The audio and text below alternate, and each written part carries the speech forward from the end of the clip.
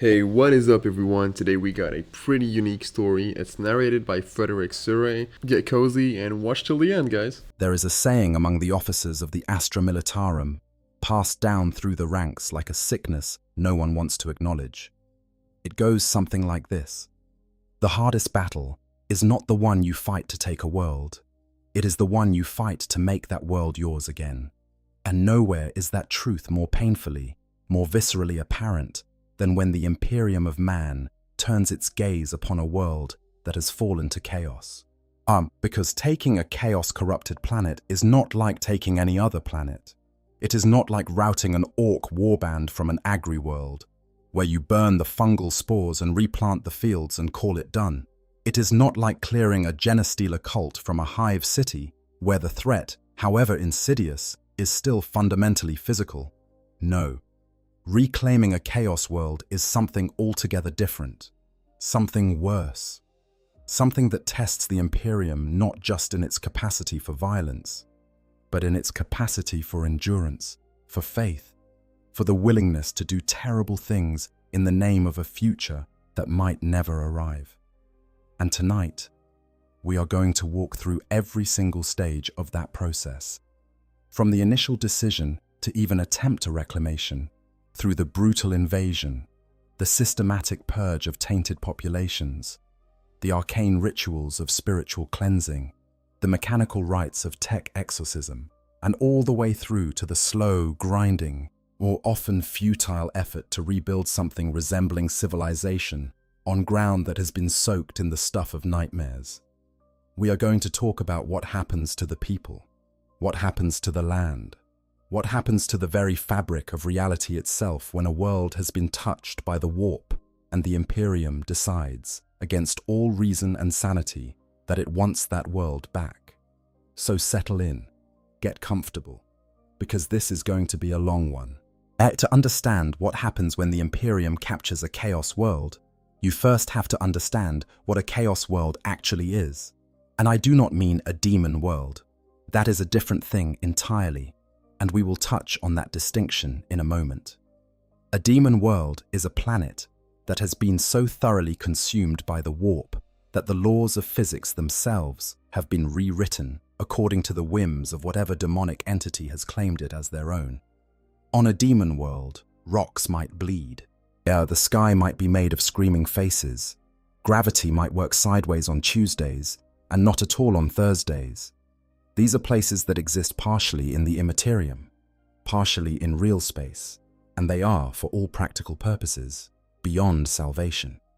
You do not reclaim a demon world. You either destroy it through an exterminatus action, if conventional weaponry can even function there, or you leave it alone and pray it does not drift any closer to your shipping lanes. But a chaos world, that is something else. A chaos world is a planet that still exists firmly in real space, but has fallen under the dominion of chaos-worshipping forces. Maybe a chaos cult infiltrated the planetary government and overthrew it from within. Maybe a warband of traitor marines descended from the sky and conquered the population through sheer brute force. Maybe the planet sat too close to a warp rift for too long, and the population began to hear whispers in their dreams.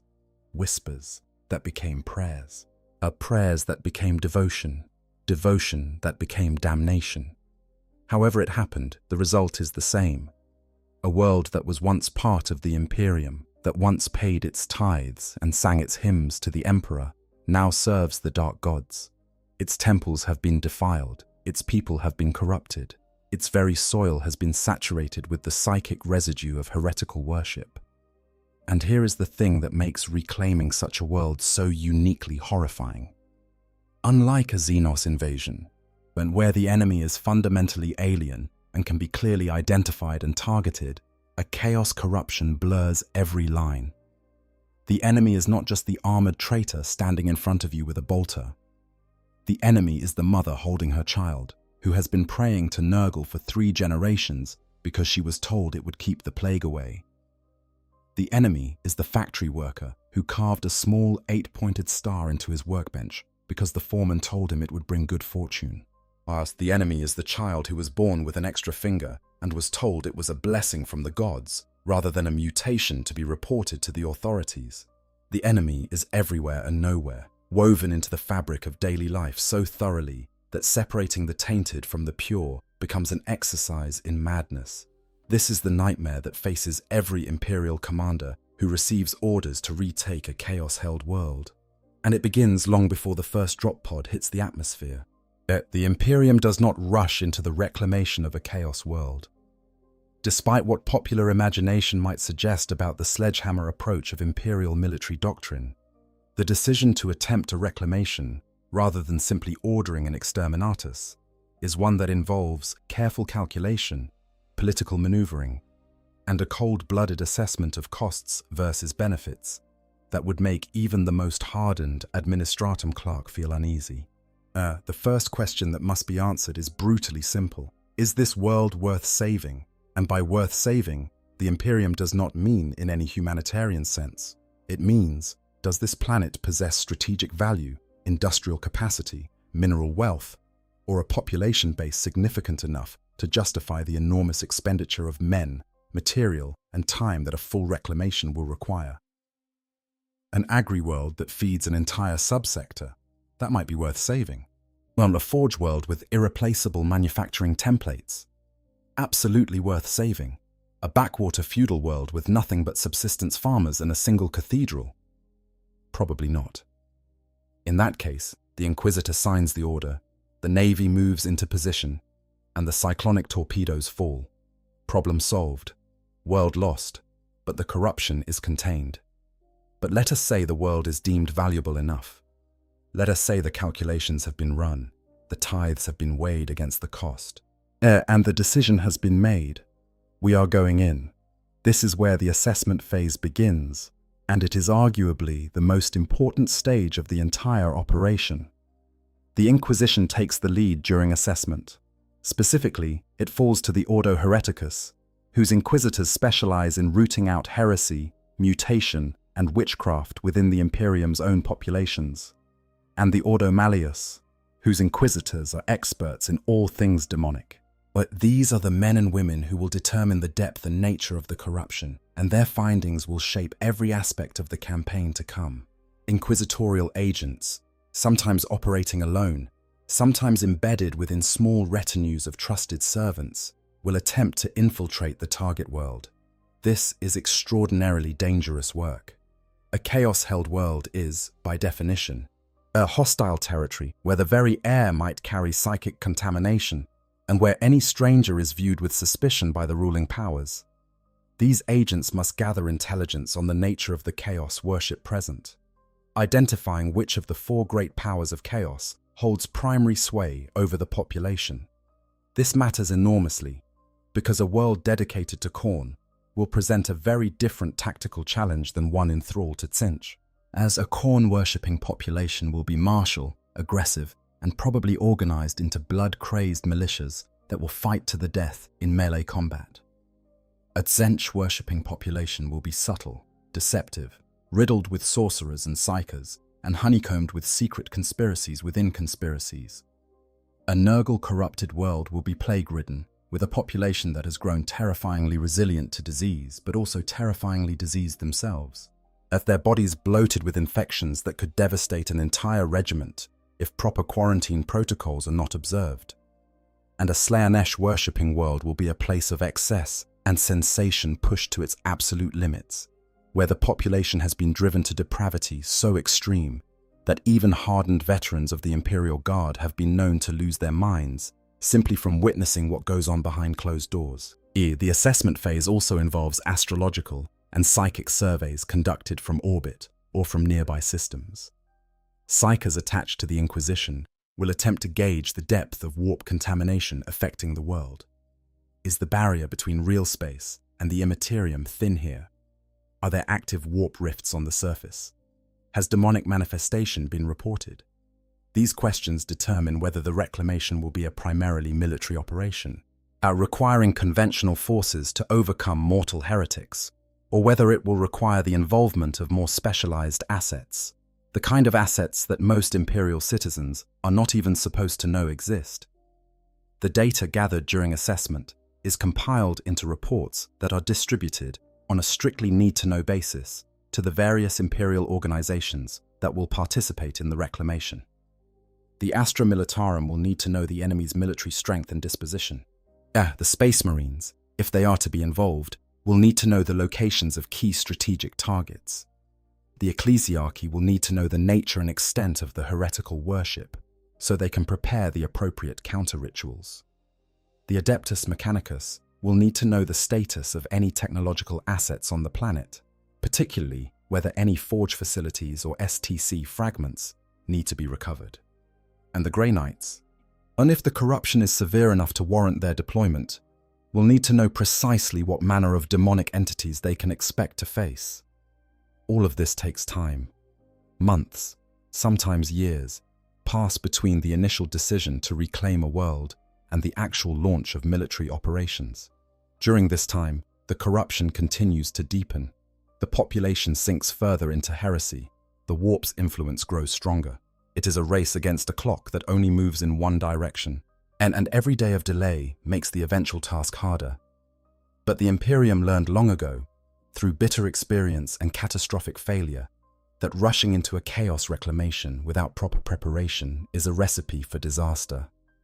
Better to take the time, gather the intelligence, and strike with overwhelming force when the moment is right, than to charge in blind and lose an entire crusade army to traps, sorcery, and the corrosive influence of the warp itself.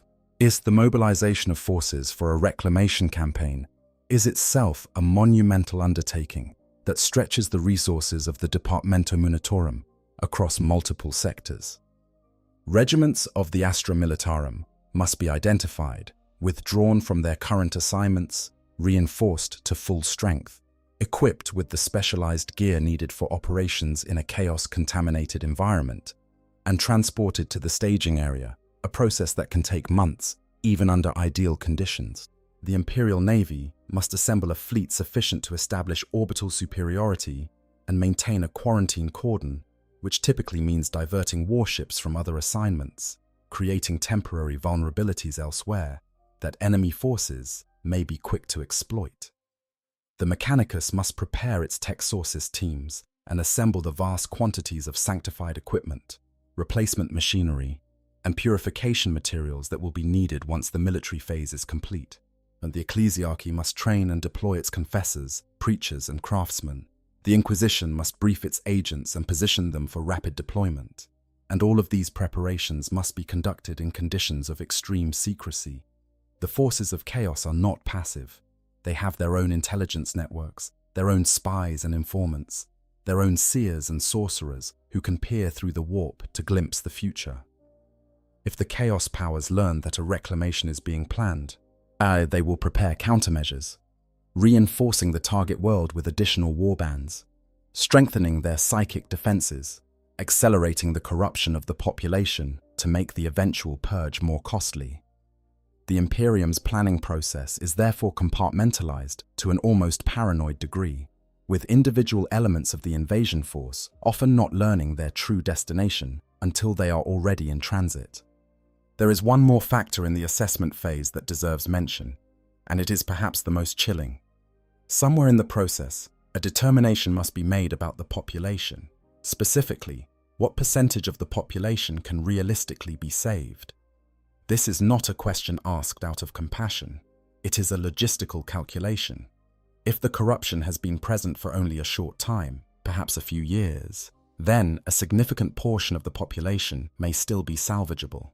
These people may have been coerced into heretical practices through fear rather than genuine devotion.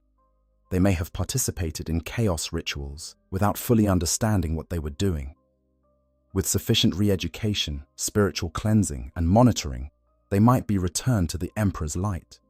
But if the corruption has been entrenched for generations, if children have been born into chaos worship and have known nothing else their entire lives, if the genetic stock has been contaminated by prolonged exposure to warp energies, producing widespread mutation, then the calculus changes dramatically. In such cases, the Inquisition may determine that the entire population is beyond salvation, every single man, woman, and child. And the reclamation becomes not a liberation, but a purge followed by a recolonization, The world will be taken, yes, but its people will not survive the taking. This is the grim reality of life in the 41st millennium. This is the calculus of survival in a galaxy where compassion is a luxury that can doom entire sectors if applied carelessly. And it is the starting point for everything that follows. Once the assessment is complete and the decision has been made to proceed, the invasion begins. And it begins with the kind of overwhelming force that only the Imperium of man, with its functionally infinite reserves of manpower and material, can bring to bear. The composition of the invasion force depends entirely on the nature and severity of the corruption, but a typical reclamation campaign will involve multiple branches of the imperial military working in concert. At the core of any such force will be the Astra Militarum, the Imperial Guard, whose vast numbers provide the manpower needed to secure and hold territory on a planetary scale. We are talking about hundreds of thousands of soldiers at minimum, and potentially millions for a major campaign. These are the men and women who will do the bulk of the fighting and the dying, advancing through contaminated cities and corrupted landscapes with nothing but their lasguns, their faith, and the screaming orders of their commissars to sustain them. Supporting the Guard will typically be elements of the Imperial Navy, providing orbital superiority and close air support. Control of the void is absolutely essential in a reclamation campaign, and not only to prevent chaos forces from receiving reinforcements, but also to maintain a quarantine cordon around the planet. Nothing gets off that world without inquisitorial clearance. Not a single shuttle, not a single escape pod, not a single distress signal. The corruption must be contained, and the Navy is the steel net that ensures it stays on the planet's surface where it can be dealt with. If the military strength of the Chaos Forces is significant, particularly if traitor Astartes are present, then loyal Space Marine chapters will be called upon to provide the spearhead of the assault. Space Marines excel at decapitation strikes, targeting enemy leadership and key defensive positions with overwhelming speed and violence.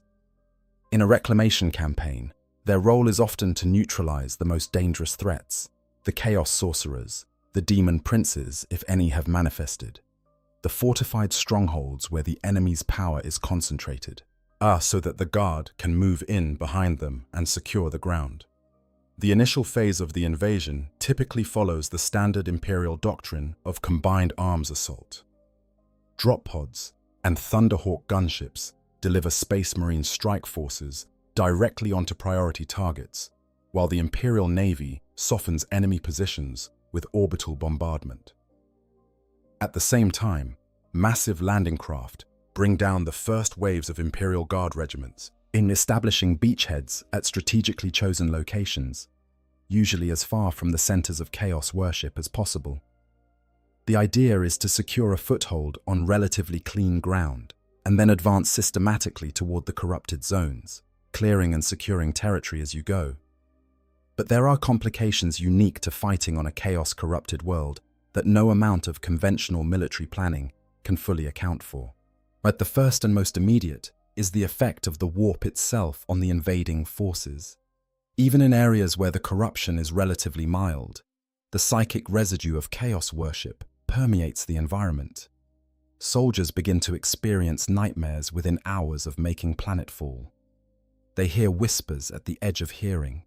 They see shapes moving in their peripheral vision that disappear when they turn to look directly.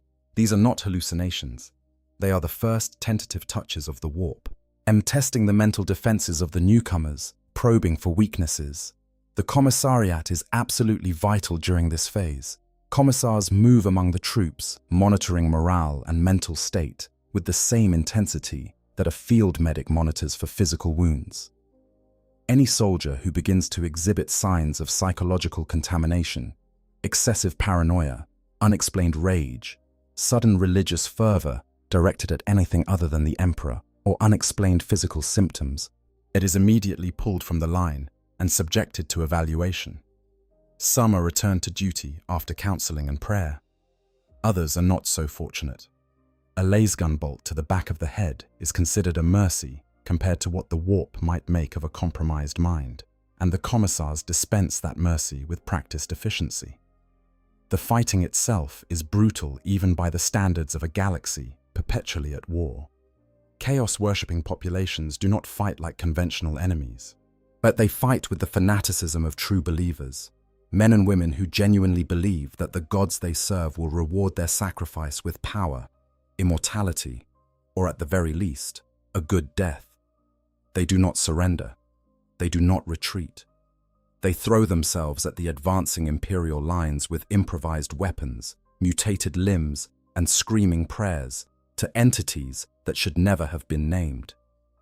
Behind the cultist mobs come the real threats: the Chaos Space Marines, the sorcerers, the demon engines, the creatures that have been summoned from the warp to defend this world against the Emperor's servants.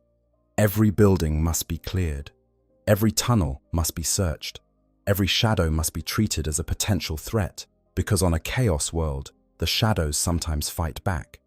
Urban warfare on a corrupted world is particularly nightmarish. The architecture itself often reflects the nature of the corruption. Temples and civic buildings that once bore the imperial aquila now display 8-pointed stars and the sigils of the dark gods. Walls are covered in blasphemous scripture written in blood, in languages that drive men mad to read. Statues of imperial saints have been defaced or replaced with obscene monuments to chaos champions.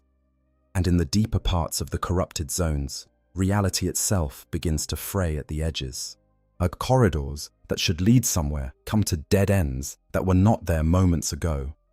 Rooms seem larger on the inside than the outside. Time moves strangely, with seconds stretching into hours and hours compressing into heartbeats. These are the effects of the warp bleeding through the weakened barrier between dimensions, and they represent a danger every bit as lethal as enemy gunfire.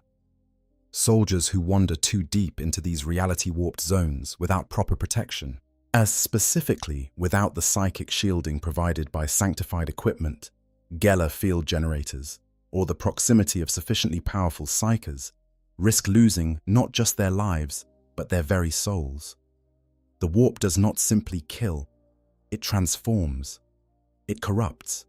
It takes what was once loyal and faithful and twists it into something that serves its own purposes. This is why the advance through a chaos-held world is measured in meters rather than kilometers, in days rather than hours. Yet there is no blitzkrieg here, no rapid armored thrust to cut off the enemy's supply lines and force a surrender. Every inch of ground must be taken, secured, purified, and then held against counterattack before the advance can continue. It is a war of attrition in the truest and most terrible sense, a grinding meat grinder that consumes regiments the way a furnace consumes fuel. There is a particular kind of madness that descends upon urban combat zones on chaos-held worlds, and a phenomenon that veteran commanders refer to in hushed tones as the creeping. It begins subtly. A squad moves through a hab block that intelligence reports suggest should be empty, cleared by a previous sweep. But as they advance deeper into the building, they begin to notice things. The walls seem to pulse, almost imperceptibly, as if the structure itself is breathing. The temperature drops or rises in ways that have nothing to do with climate control. Shadows fall at angles that do not correspond to any visible light source. And then the sounds begin, not the sounds of enemy combatants. Something else, something that sounds almost like singing, far away and indistinct, in a language that tickles the edge of recognition without ever quite resolving into intelligible words. Veteran sergeants know the drill. They pull their squads back immediately, mark the area for specialist attention, and report the phenomenon to command. But newer troops, as soldiers on their first deployment to a chaos world, sometimes do not recognize the danger in time. They push deeper, drawn by curiosity or bravado or something less wholesome, something that the warp is feeding into their minds through the thin spots in reality that riddle every chaos-corrupted urban zone. And when they go in too deep, they sometimes do not come out at all, or they come out changed, and in ways that are not immediately apparent, but that a commissar trained in recognition of early-stage corruption will eventually detect. The loss rate among Imperial Guard units deployed to Chaos World reclamation campaigns is staggeringly high, and not all of those losses are due to enemy action.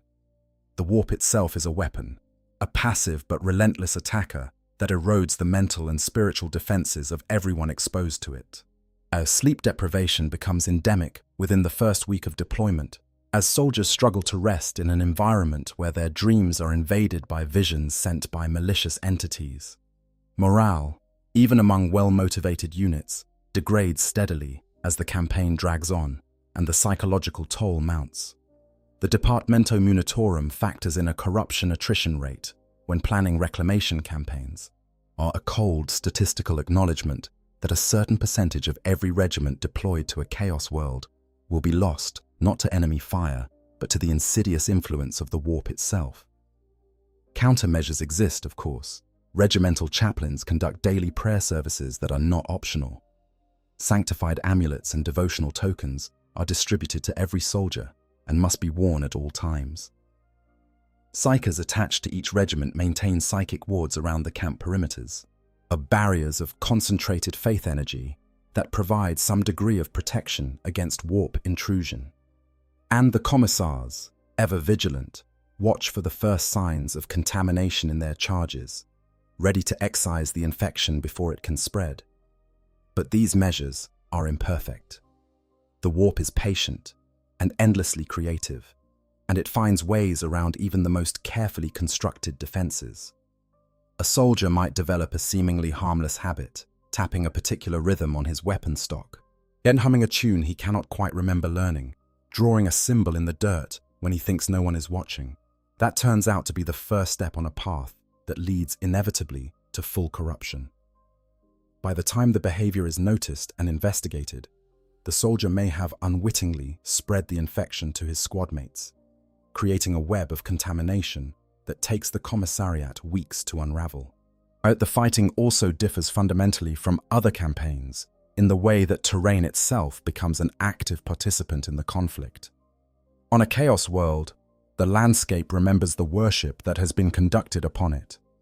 Battlefields where particularly bloody rituals were performed generate psychic echoes that can manifest as ghostly figures, phantom sounds, or localized reality distortions that confuse navigation equipment and disrupt communications.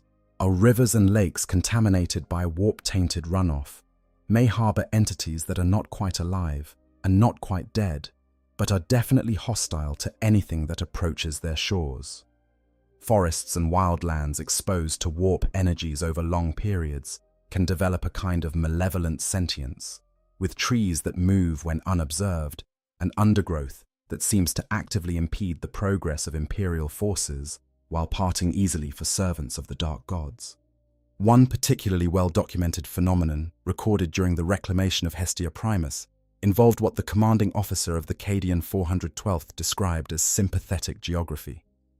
The regiment was advancing through a region of the planet that had been dedicated to Tzeentch for approximately 50 years, and as they moved deeper into the corrupted zone, they discovered that the terrain was actively reshaping itself to hinder their advance.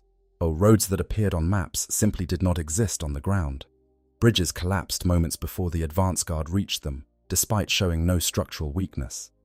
Mountain passes that should have been traversable were blocked by rockfalls that appeared to have occurred moments before the regiment's arrival, with the dust still settling. The regiment's navigators reported that their instruments were providing contradictory readings, made with compasses pointing in different directions depending on which way the user was facing. Even the stars, when visible through the perpetually overcast skies, seemed to be in the wrong positions, as if the entire night sky had been subtly rearranged to confuse anyone relying on celestial navigation. The regiment eventually resorted to using psyker-guided navigation, with sanctioned astropaths projecting their perception ahead of the column to identify the true path through the altered landscape. It worked, but it was exhausting for the psykers involved. These challenges mean that the advance through a chaos-held world proceeds at a pace that would seem glacial by the standards of conventional warfare. Distances that could be covered in hours under normal conditions take days. Objectives that should be secured in days take weeks. And the human cost of every meter gained mounts remorselessly, not just in casualties from enemy action, but in the slow accumulation of psychological damage that eats away at the fighting effectiveness of even the most disciplined units. The nature of the chaos worship present also shapes the military campaign in profound ways that go beyond the tactical considerations mentioned earlier. Consider a world that has fallen to the worship of Nurgle, the plague god. Or such a world is not merely defended by armed cultists and traitor marines. It is defended by disease itself. The air is thick with contagion. The water is poisoned. The soil teems with parasites that burrow through boot leather and breed in human flesh. Every building, every vehicle, every piece of equipment captured from the enemy is a potential biohazard that must be decontaminated before it can be safely handled. Imperial forces advancing into Nurgle-held territory must do so in fully sealed environments, their power armor or hazmat suits creating a barrier between their vulnerable flesh and an atmosphere that is, quite literally, trying to kill them. The casualties from disease on such worlds often exceed the casualties from combat by a factor of 10 to 1. Entire regiments can be rendered combat ineffective within days of entering a heavily Nurgle-corrupted zone, as their soldiers laid low by plagues that no medici has ever encountered before. Infections that mutate faster than treatments can be developed. Parasites that resist every known decontamination protocol. The Medici Corps works around the clock, but they are fighting an enemy that evolves in real time, adapting to every countermeasure with a speed that suggests intelligent design, because it is intelligently designed.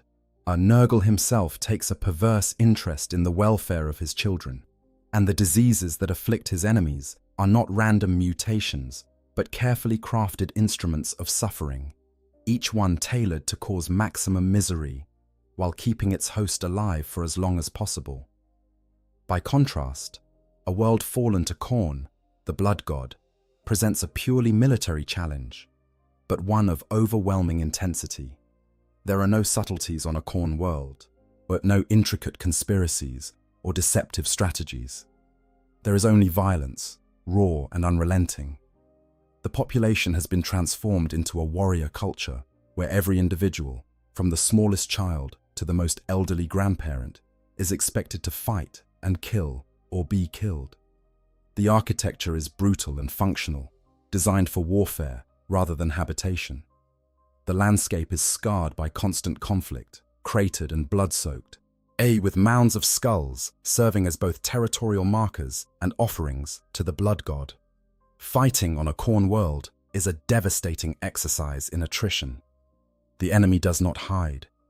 They do not dig in. They do not set ambushes or construct elaborate defensive positions. They charge, endlessly, relentlessly, with a fury that transcends any normal human capacity for rage.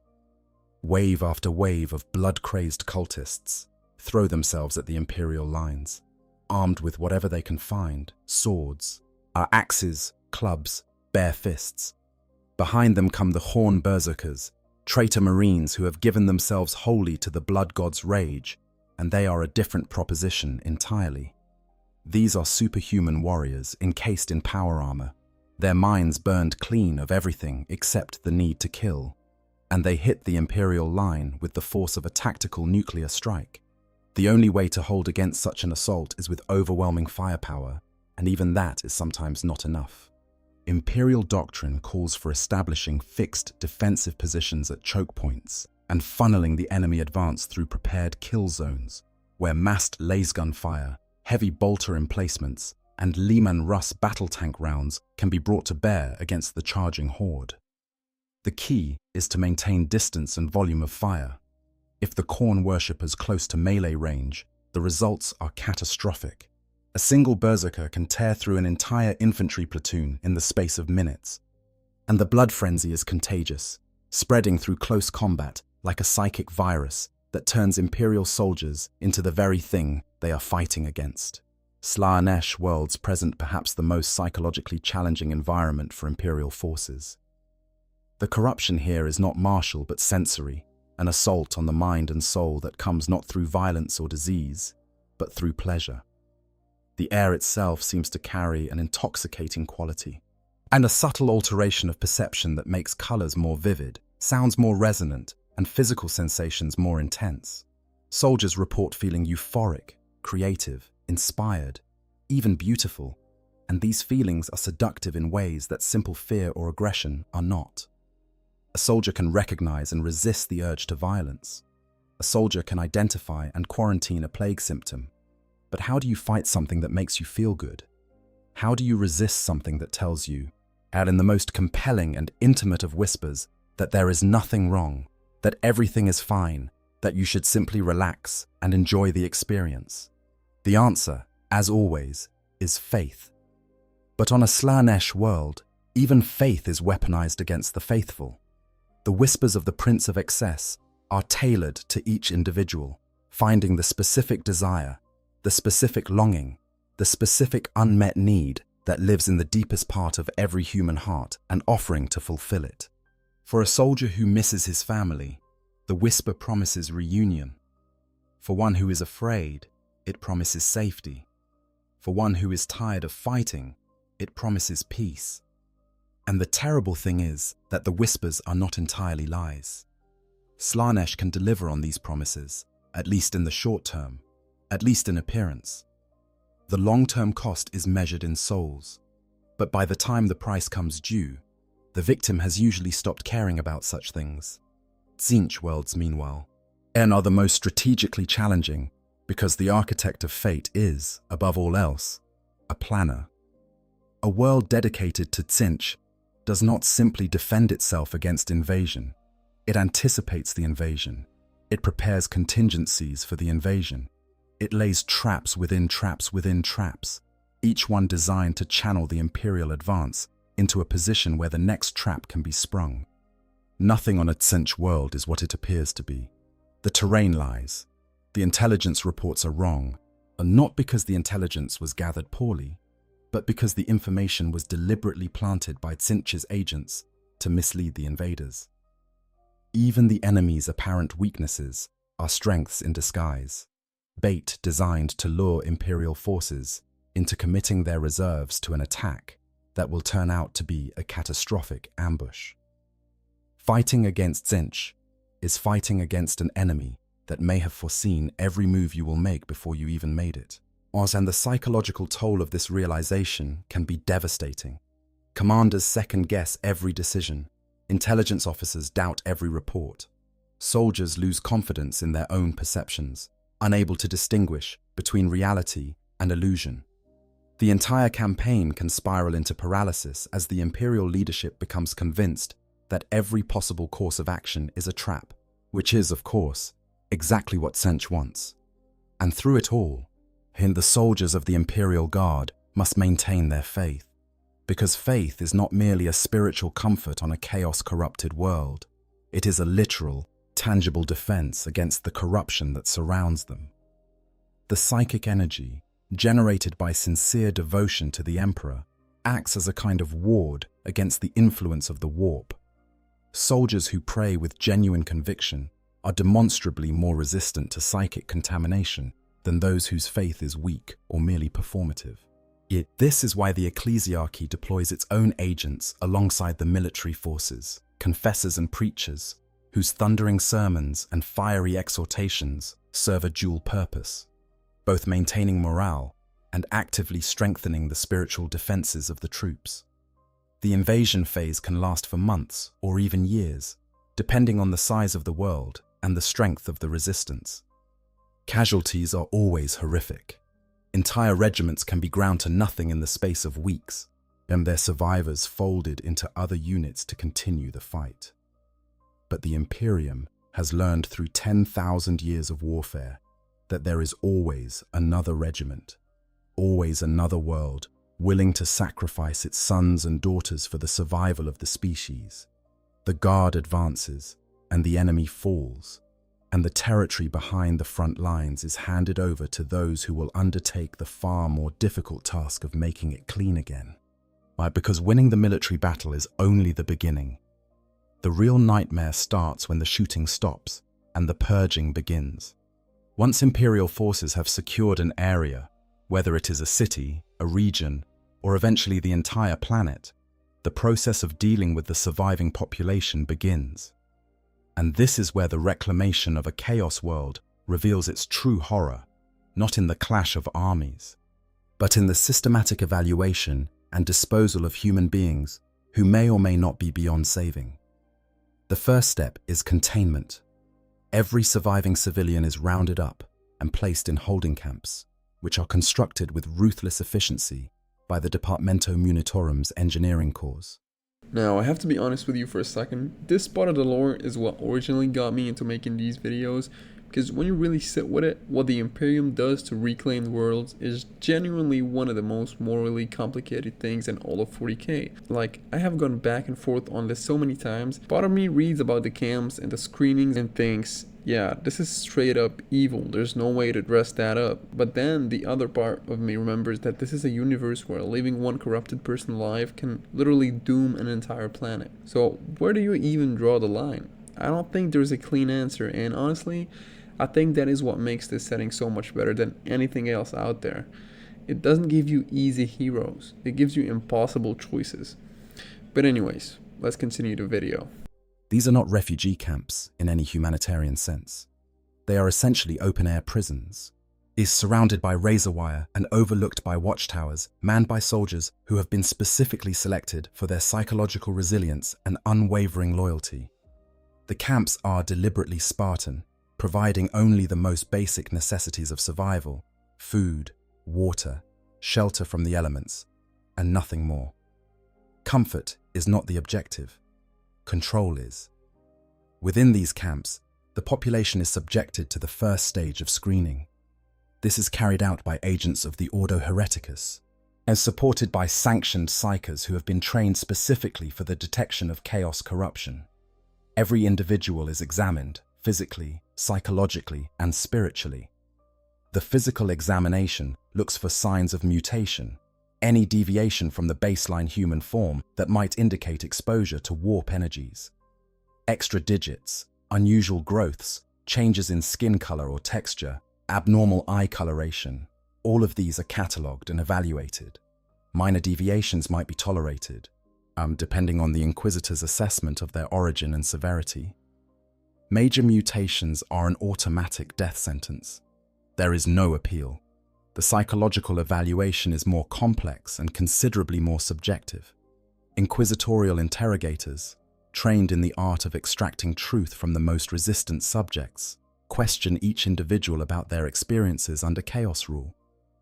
What did you worship? What prayers did you recite?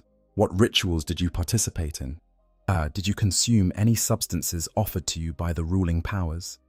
Did you witness any demonic manifestation? Did you hear voices? Did you experience any unusual dreams? The questions go on and on, each one designed to peel back another layer of potential corruption. The interrogators are looking for patterns, for inconsistencies, for the telltale signs of a mind that has been touched by the warp and is trying to hide it. The psychic evaluation is the most invasive and the most feared. Sanctioned psychers, often astropaths or specially trained members of the Scholastica Psychana, use their abilities to examine each individual's psychic aura for traces of warp contamination. This is not a gentle process. The psyker must push past the subject's natural mental defenses to examine the deeper layers of their consciousness, the places where chaos corruption often hides, buried beneath layers of denial and self-deception. As subjects who are found to carry significant psychic contamination are immediately separated from the general population and placed in isolation, their fate is sealed. The screening process is conducted in purpose-built facilities that combine the clinical sterility of a medici ward with the grim functionality of an interrogation center. Each screening station consists of 3 chambers, one for each stage of the examination, are arranged so that the subject moves from one to the next in a continuous flow. The physical examination chamber is staffed by medici personnel who work with mechanical efficiency, processing hundreds of subjects per day. The interrogation chamber is smaller, more intimate, designed to create a sense of claustrophobic pressure that encourages honesty, or at least makes deception more difficult. The psychic examination chamber is the most heavily shielded. Its walls lined with null metal and psychic dampening materials that contain the energies released during the psyker's examination and prevent them from affecting other subjects in adjacent chambers. The throughput of these facilities is impressive, but still insufficient given the scale of the task.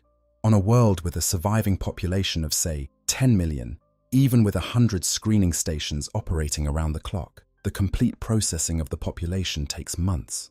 Yes, during this time, the people wait in the holding camps, fed on bland but nutritious rations, sheltered in prefabricated housing units, and subjected to a constant barrage of imperial propaganda designed to begin the process of re-indoctrination, even before the formal screening is complete. Voxcasters mounted on poles throughout the camps broadcast hymns and sermons at all hours, alternating with recordings of prominent ecclesiarchy figures explaining the nature of the emperor's mercy and the consequences of rejecting it. The waiting is perhaps the cruelest part of the process. The subjects know that they are being sorted, that some of them will pass the screening and be allowed to live, and that others will not. They can see the smoke rising from the pyres where the bodies of those deemed beyond salvation are being burned. They can hear the distant crack of bolter fire from the execution grounds. They watch as their neighbours, their friends, their family members are called forward for screening and either returned to the camp or led away to a different section, a section from which no one comes back. The fear is overwhelming, corrosive, suffocating. And the tragic irony is that this fear itself can be used against them by the warp. People terrified of being found corrupted are more susceptible to corruption. That's because fear is one of the emotions that the chaos gods feed upon. The camps, designed to contain and process the tainted, can themselves become breeding grounds for the very corruption they are meant to eliminate. The Inquisition is aware of this risk and takes steps to mitigate it. Psykers assigned to the camps maintain psychic wards around the perimeter and within the living areas, monitoring for sudden spikes in warp activity that might indicate a spontaneous manifestation of corruption.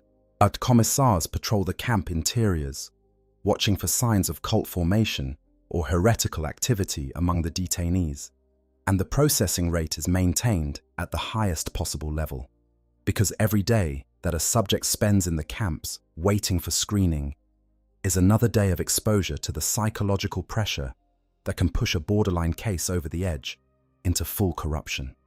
There are documented cases of camp populations being wiped out entirely because the corruption spread faster than the screening could identify and remove it. In such cases, the Inquisitor overseeing the operation makes the terrible decision to liquidate the entire camp, executing every subject regardless of their individual status, and starting over with a fresh batch of detainees brought in from a different region.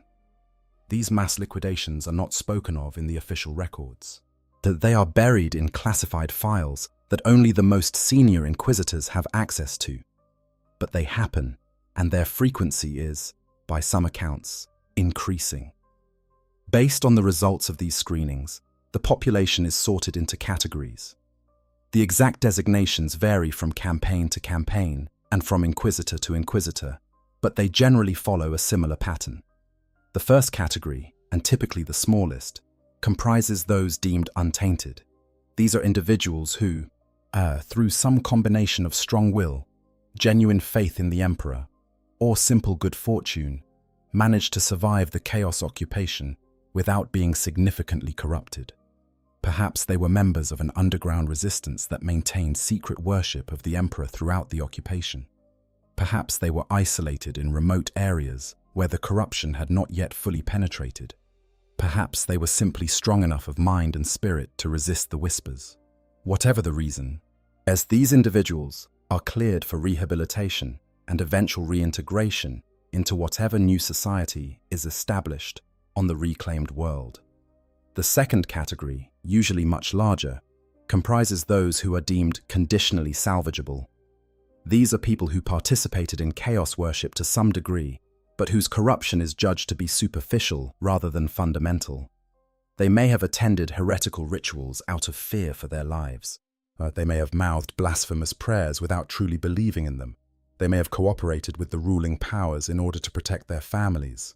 These individuals are not cleared for immediate release. Instead, they are consigned to re-education programs run jointly by the ecclesiarchy and the Inquisition. These programs can last for years and involve a combination of intensive religious instruction, psychological reconditioning, and ongoing monitoring for signs of relapse.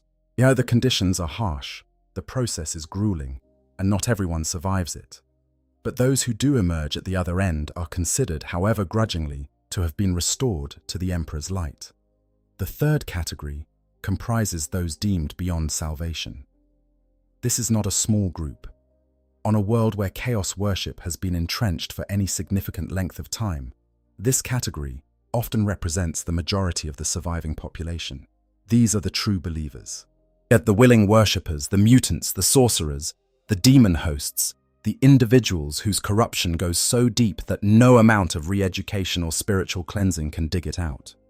For these people, there is only one fate, and it is delivered with the terrible efficiency that characterizes the Imperium at its most ruthless. Mass executions are carried out by firing squad, by flamer, or in some cases, by public burning on pyres lit by the Sisters of Battle. The bodies are incinerated to prevent any lingering psychic contamination from affecting the reclamation teams. It is worth pausing here to acknowledge the sheer scale of what is being described. We are not talking about the execution of a few ringleaders. We are not talking about the punishment of a handful of particularly egregious heretics. We are talking about the systematic killing of potentially millions of people, men, women, and children, based on the judgment of inquisitors and sanctioned psychers who, however skilled, are still fallible human beings, making life and death decisions under extraordinary pressure. Innocents die in this process. People who were genuinely resistant to corruption are sometimes swept up in the purge because they failed to pass a psychic screening, or because an interrogator misinterpreted their fear as guilt, or simply because the sheer volume of cases made thorough individual evaluation impossible. This is acknowledged, quietly and off the record, by even the most hardened inquisitors. It is considered an acceptable cost. The purge of the population is not conducted in isolation.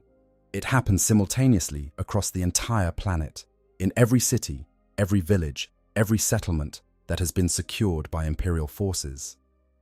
The scale of the operation requires the deployment of thousands of inquisitorial agents, tens of thousands of support personnel, and the full military resources of whatever forces are available to maintain order in the camps and carry out the executions.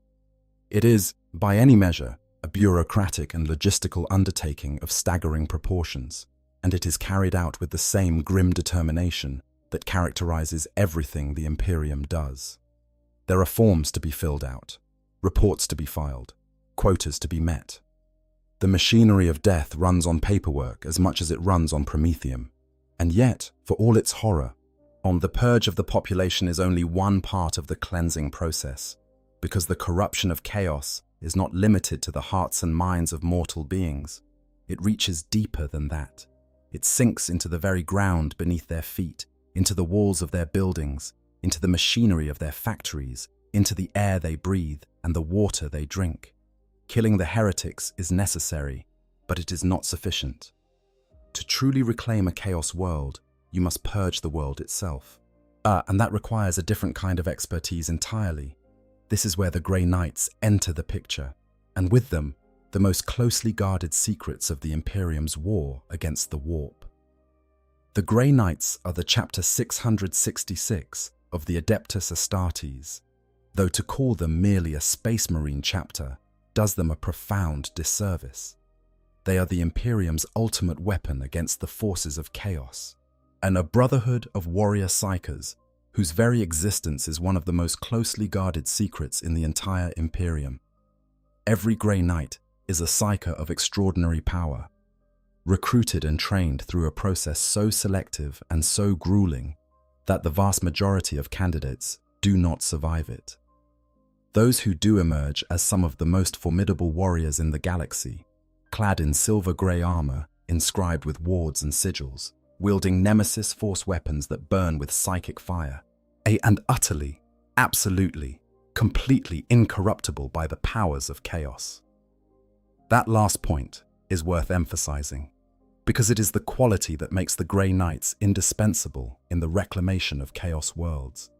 No Grey Knight has ever fallen to corruption, not one in the entire history of the chapter. This is not merely a matter of training or willpower, though both play a role. It is a function of their fundamental nature. The Grey Knights are forged from the purest genetic material available, drawn from the legacy of the Emperor himself, and their psychic conditioning is so thorough, so all-encompassing, that the whispers of the warp simply cannot find purchase in their minds. They can walk through the most heavily contaminated zones of a chaos world without flinching, stand in the presence of greater demons without being tempted, and perform the most dangerous rituals of purification without risking their own souls. On a chaos world being reclaimed, the Grey Knights serve two primary functions. The first is military. If demonic entities have manifested on the world's surface, if warp rifts have opened, if powerful sorcerers or demon princes are present, then the Grey Knights are the force that deals with them. Conventional military forces, no matter how brave or well-equipped, are simply not capable of confronting such threats. A platoon of guardsmen can empty their laser guns into a greater demon for hours and accomplish nothing except wasting ammunition and drawing its attention. A Grey Knight can banish that same demon back to the warp with a single precisely aimed psychic strike. It is not a matter of courage, it is a matter of capability. The Grey Knights possess the tools, the training, and the inherent psychic power to engage the demonic on its own terms, and that makes them invaluable. The second function is ritualistic, and in many ways, it is even more important than the military one. The Grey Knights are the only force in the Imperium that can reliably purify ground that has been contaminated by the warp. This is not a figure of speech. Through a combination of psychic power, sacred ritual, and what can only be described as faith made manifest, the Grey Knights can literally push back the influence of the warp from the physical world, sealing rifts, banishing lingering demonic presences, and cleansing the psychic contamination that saturates the environment of a chaos-held world.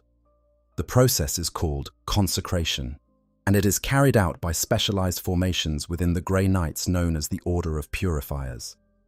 These are Grey Knights whose psychic purity is so profound, so absolute, that they can channel it as a weapon, projecting an aura of cleansing fire that burns away the taint of chaos, like sunlight burning away morning fog.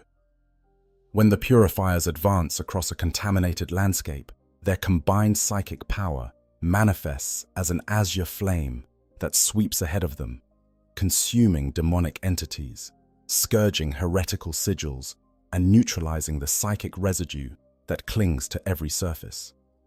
But consecration is not a quick process, and it is not without cost. Each ritual of purification requires enormous psychic expenditure from the participating Grey Knights, and the resistance of the warp itself makes every step forward a battle. The Imperium does not relinquish its hold on reality willingly. As the Grey Knights advance, the warp pushes back, sending waves of psychic attack against the Purifiers, manifesting new demonic entities to oppose them, warping the terrain around them in an attempt to disorient and separate them from their brothers. The psychological toll is immense. Even the most resolute Grey Knight emerges from a prolonged consecration campaign, showing signs of strain, the psychic equivalent of a soldier returning from months on the front lines with haunted eyes and trembling hands. The Ordo Malleus of the Inquisition works closely with the Grey Knights during this phase, providing intelligence on the locations of the most severe warp contamination and coordinating the consecration efforts with the broader reclamation campaign. Inquisitors of the Ordo Malleus are specialists in all things demonic, and their knowledge of the warp's behavior, its patterns and tendencies, its strengths and weaknesses, is essential to planning an effective purification strategy. They identify the nodes of corruption, as the places where the barrier between real space and the immaterium has been weakened to the point of near collapse, and prioritize them for the Grey Knight's attention. These nodes often correspond to sites of particular spiritual significance that have been desecrated by the forces of chaos. Cathedrals that have been converted into temples of the dark gods.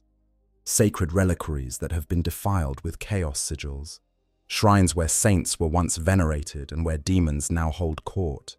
Here, the Grey Knights must not only cleanse these sites of demonic presence, but reconsecrate them, restoring their spiritual integrity through rituals that can last for days or even weeks. During these rituals, the Grey Knights chant prayers in ancient tongues, inscribe protective sigils in silver and blessed oils, and focus their combined psychic will into a concentrated burst of purifying energy that drives the warp back and seals the weakened barrier behind it. As the consecration is not a single event but a progressive operation, almost like a military advance in itself. The Grey Knights establish what they call sanctified zones, areas that have been fully purified, and from which they can project their psychic power outward into the surrounding corrupted territory. Each sanctified zone serves as a bastion of reality in the midst of chaos, a point of light in the darkness from which the darkness can be systematically pushed back. As the Grey Knights purify more territory, the sanctified zones expand and eventually merge, creating an ever-growing area of clean ground that gradually encompasses the entire world. The process generates visible, tangible effects that even non-psychers can perceive. As a zone is consecrated, the air seems to clear. The oppressive weight that has been pressing down on the spirits of everyone in the area lifts. Colors seem brighter, sounds seem clearer, and the persistent sense of being watched by something malevolent fades to nothing. Soldiers stationed in or near sanctified zones report sleeping better, thinking more clearly, and feeling a renewed sense of purpose and motivation that had been gradually eroded by exposure to the chaos-contaminated environment. It is as if the Grey Knights are not merely removing the corruption, but actively restoring the spiritual health of the land itself. But outside the sanctified zones, the warp pushes back with increasing fury. As its territory shrinks, the remaining corruption becomes more concentrated, more desperate, more dangerous. The final stages of a consecration campaign are always the most hazardous, as the Grey Knights close in on the last and most deeply rooted pockets of warp contamination. These are typically the sites where the most powerful rituals were conducted, where the barrier between real space and the Imperium is thinnest, where the strongest demonic entities have made their lairs. Taking these final bastions requires the full might of the Grey Knights, supported by every resource the Ordo Malleus can bring to bear, and the casualties even among these supremely capable warriors can be significant. The Redeemer forces are a specialized formation within the Grey Knights that are dispatched specifically when a sizable warp rift has formed in real space, a threat so devastating it could consume an entire planet. But these forces do not merely fight. They perform rituals of such complexity and power that they can seal rifts in the fabric of reality itself, stitching the wound closed with threads of psychic energy and faith. The process involves the casting of relics, bones of martyred imperial saints, into the mouths of warp portals. It involves the sustained chanting of banishment litanies that can last for days without interruption. It involves the physical presence of Grey Knights at the edge of the rift, and holding the line against whatever horrors pour through while their brothers work to close it behind them. The Grey Knights also bring with them something that no other force in the Imperium possesses, the Liber Daemonica. Every Grey Knight carries a copy of this text in a ceramite case on his breastplate. These ancient tomes contain not only the chapter's rites of battle and the traditional duties of every rank, but also the true names of known demonic entities, as a demon's true name is its greatest vulnerability. To speak a demon's true name is to exert power over it, to weaken its hold on reality, to strip away the layers of warp energy that give it form and substance in the material world. A Grey Knight armed with a demon's true name can banish it far more efficiently than one relying solely on force of arms, and the Liber Daemonica contains the names, or partial names, of thousands of demonic entities encountered over the course of the chapter's long history. The recovery of new true names is one of the Grey Knight's most important secondary objectives during any campaign against the forces of chaos. When a demon is engaged and banished, the Grey Knights attempt to discern its true name through psychic combat, peeling back layers of deception and obfuscation to reach the core identity hidden beneath. Each new name discovered is recorded in the Liber Demonica and distributed to the chapter, adding to the collective knowledge that makes the Grey Knights more effective with each successive campaign. It is worth noting that the Grey Knight's involvement in a reclamation campaign is one of the Imperium's most closely guarded secrets. The vast majority of Imperial citizens, including most members of the Astra Militarum, have no idea that the Grey Knights even exist, and those who encounter them during a campaign are typically subjected to memory wipes afterward. Their recollections of silver-armored warriors and blue psychic fire replaced with more mundane memories of conventional military operations. This secrecy serves a dual purpose. It protects the Grey Knight's operational security, ensuring that the forces of chaos cannot predict or prepare for their deployment. And it protects the general population from knowledge that the Imperium considers too dangerous for ordinary minds. The knowledge that demons are real, that the warp is a constant and existential threat, and that the Imperium maintains an entire chapter of Space Marines dedicated solely to fighting that threat. After the Grey Knights have done their work, after the demons have been banished, the rifts sealed, and the most severely contaminated sites purified, as another branch of the Imperium moves in to address a different but equally critical dimension of the corruption. The Adeptus Mechanicus arrives to deal with the machines. This might seem like an odd priority in the midst of a spiritual and military crisis, but consider for a moment the role that technology plays in the Imperium of man. Every aspect of Imperial life, from the guns that soldiers carry to the ships that cross the void, from the water purification systems that keep hive cities alive to the communications networks that hold the Imperium together, depends on technology that the vast majority of the population does not understand and treats with an almost religious reverence. The Adeptus Mechanicus, the tech priests of Mars, are the keepers of this technology. They maintain it, repair it, and, in their own peculiar theology, pray to the machine spirits that they believe dwell within every device and mechanism.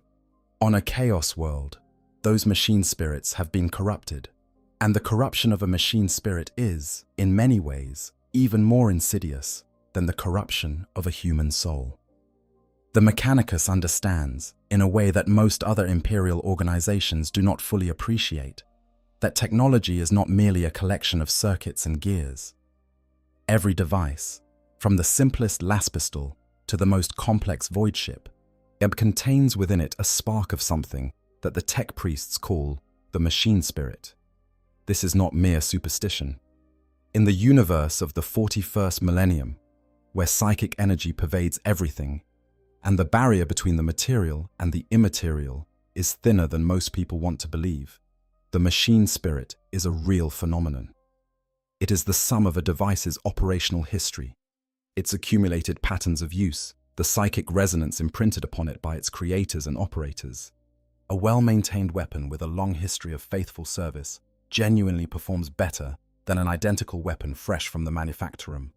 And this is not merely a matter of being broken in. The machine spirit knows its purpose and fulfills it with something approaching devotion. But on a chaos world, those machine spirits have been exposed to the same warp energies that corrupted the human population. They have been used in the service of the dark gods. Their operational patterns twisted by heretical tech priests, their sacred rites of maintenance replaced with blasphemous rituals of the dark mechanicum.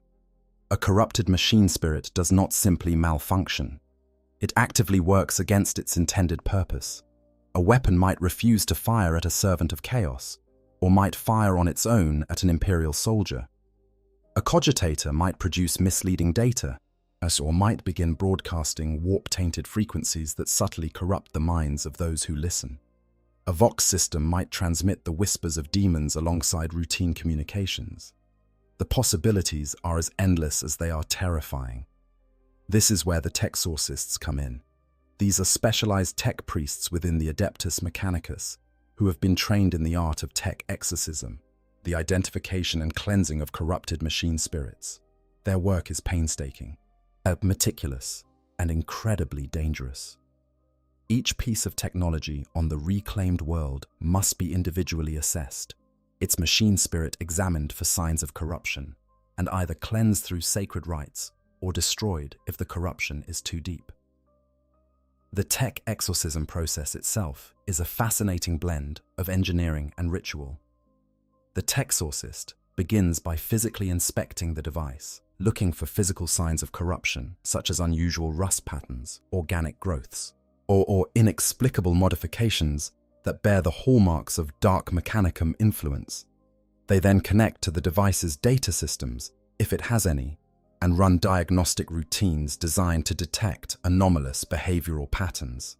Finally, and most importantly, they perform the rite of clear thought, a sacred ceremony in which they systematically purge the device's operational memory and replace it with clean, sanctified data, while simultaneously chanting prayers to the Omnissiah that are believed to drive out corrupted influences. For simple devices, this process takes minutes. For complex systems, it can take days. For the most sophisticated machinery, particularly anything involving warp interaction technology, such as Geller field generators or astropathic relay stations, it can take weeks, with multiple techsorcists working in shifts around the clock. And there is always the risk of failure. Always the possibility that a corrupted machine spirit is too deeply entrenched to be purged, or that it fights back during the exorcism, lashing out at the techsorcist with surges of warp energy channeled through its own systems. Machines that cannot be cleansed are destroyed. There is no compromise on this point. A corrupted machine is a vector for chaos contamination, as dangerous in its way as a plague-ridden corpse or a hidden chaos cult. The Mechanicus would rather lose an irreplaceable piece of archaeotech than allow a tainted device to remain in operation, spreading its corruption to other machines, and through them, to the humans who depend on them. The process of destruction is itself ritualized. A machine that has been judged beyond salvation is not simply scrapped. It is subjected to the rite of final rest, a ceremony in which the techsorcist formally acknowledges the machine spirit's service. He apologizes for the corruption that was forced upon it, and then systematically deactivates each of its systems in a specific order determined by the ancient protocols of the cult Mechanicus. The physical remains are then reduced to their component materials through a process involving both conventional smelting and psychic purification. Even the raw materials left over from a corrupted machine are considered suspect, and they are typically held in sealed storage for a period of observation before being cleared for reuse. If they show any sign of residual contamination during this observation period, they are destroyed outright, reduced to atomic particles in plasma furnaces that leave nothing behind. The scope of this work is truly enormous. Consider the sheer volume of technology present on a typical imperial world. Every hab block in every city contains thousands of individual machines, all from air recyclers and water purifiers to cooking units and lighting systems. Every industrial complex contains hundreds of thousands more. Every vehicle, every weapon, every piece of communications equipment, every servitor, every cogitator, every single device that contains a machine spirit must be individually assessed. On a world with a population of billions, the number of individual machines that must be checked runs into the trillions. Even with the Mechanicus deploying thousands of techsorcists and support personnel, the process can take decades to complete. During this time, the world operates in a state of technological limbo. Essential services are maintained by temporary equipment brought in from off-world, equipment that has never been exposed to the corruption and can therefore be trusted. But these temporary systems are never sufficient to fully replace the planet's original infrastructure, and the population must endure years of reduced services, rolling blackouts, water rationing, and transportation disruptions while the Mechanicus works its way through the backlog. The techsorcists also face a unique occupational hazard. The corrupted machine spirits they work to cleanse are not passive.